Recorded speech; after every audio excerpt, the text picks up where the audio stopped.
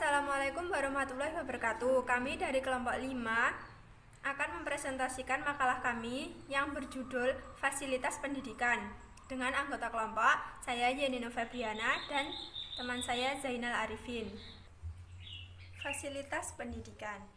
Fasilitas adalah segala sesuatu yang dapat memudahkan dan melancarkan pelaksanaan suatu usaha dan merupakan sarana dan prasarana yang dibutuhkan dalam melakukan atau memperlancar suatu kegiatan.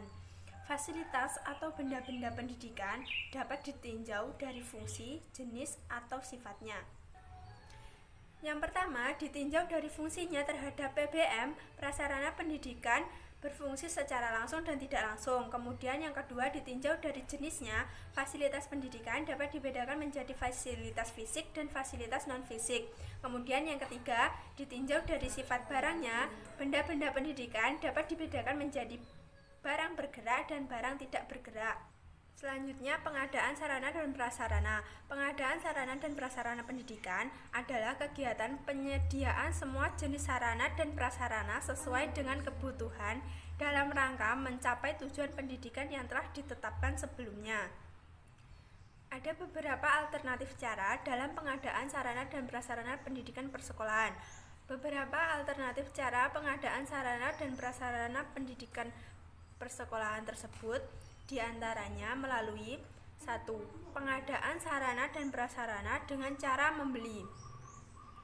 Membeli merupakan cara pemenuhan kebutuhan sarana dan prasarana pendidikan yang lazim ditempuh, yaitu dengan jalan membayar sejumlah uang tersebut kepada penjual atau supplier untuk mendapatkan sejumlah sarana dan prasarana sesuai dengan kesepakatan kedua belah pihak.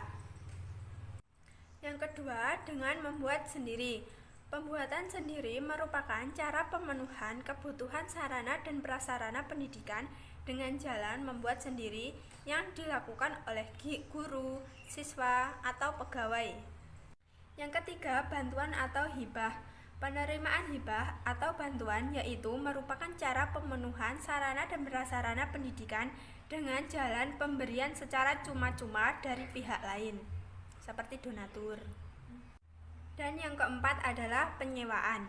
Yang dimaksud dengan penyewaan adalah cara pemenuhan kebutuhan sarana dan prasarana pendidikan dengan jalan pemanfaatan sementara barang milik pihak lain untuk kepentingan sekolah dengan cara membayar berdasarkan perjanjian sewa menyewa.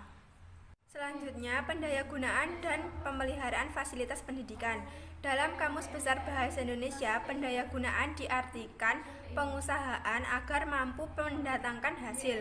Tujuan pendayagunaan sarana dan prasarana adalah untuk memperluas bahan pelajaran, melengkapi berbagai kekurangan bahan, dan sebagai kerangka mengajar yang sistematis. Kemudian, pemeliharaan adalah kegiatan untuk melaksanakan pengurusan dan pengaturan agar semua barang selalu dalam keadaan baik dan siap untuk digunakan secara berdaya guna dan berhasil guna. Pemeliharaan merupakan kegiatan penjagaan dan pencegahan dari kerusakan suatu barang.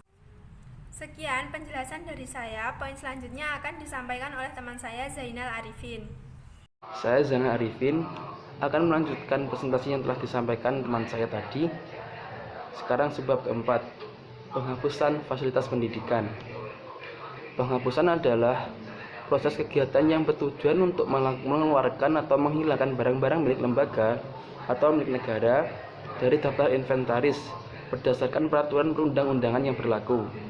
Dengan kata lain, kegiatan ini merupakan kegiatan penggantian atau bahkan peniadaan sarana dan prasarana yang sudah tidak sesuai dengan pelaksanaan pembelajaran. Penghapusan fasilitas pendidikan memiliki tujuan tersendiri, yaitu 1. Mencegah atau sekurang-kurangnya membatasi kerugian atau pemborosan biaya untuk pemeliharaan atau perbaikan. Yang kedua, meringankan beban kerja dan tanggung jawab pelaksana inventaris. Yang ketiga, membebaskan ruang atau perkarangan kantor dari barang-barang yang tidak sesuai atau tidak dipergunakan lagi. Yang keempat, membebaskan barang dari pertanggungjawaban administrasi satuan organisasi yang mengurus. Untuk melakukan kegiatan penghapusan kita harus cermat dan selektif dalam melakukan penghapusan. Oleh sebab itu, maka dibutuhkan syarat-syarat dalam penghapusan fasilitas pendidikan, yaitu 1. Dalam keadaan rusak berat sehingga tidak dimanfaatkan lagi. Yang kedua, tidak sesuai dengan kebutuhan. Yang ketiga, kuno atau yang penggunaannya tidak sesuai lagi. Yang keempat, terkena larangan dan lain sebagainya, terdapat di makalah. Seperti yang telah kita ketahui bahwa suatu kegiatan pasti membutuhkan langkah kerja atau sering kita sebut sebagai tata kerja pelaksanaan kerja. Langkah-langkah penghapusan perlengkapan pendidikan di sekolah adalah sebagai berikut. 1. Kepala sekolah bisa dengan menunjuk seseorang atau melompokkan perlengkapan yang akan dihapus dan meletakkan di tempat yang aman namun tetap berada di lokasi sekolah. Yang kedua, menginventarisasi perlengkapan yang akan dihapus dengan cara mencatat jenis, jumlah, dan tahun pembuatan perlengkapan tersebut.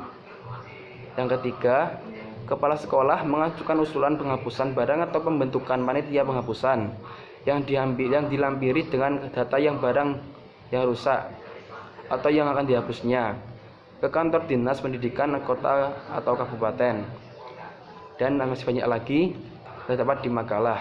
Manfaat dari penghapusan fasilitas pendidikan selaras dengan tujuan dari penghapusan fasilitas pendidikan, yaitu 1. Kerugian atau pemborosan biaya untuk keperluan pemeliharaan atau perbaikan terminimalisir.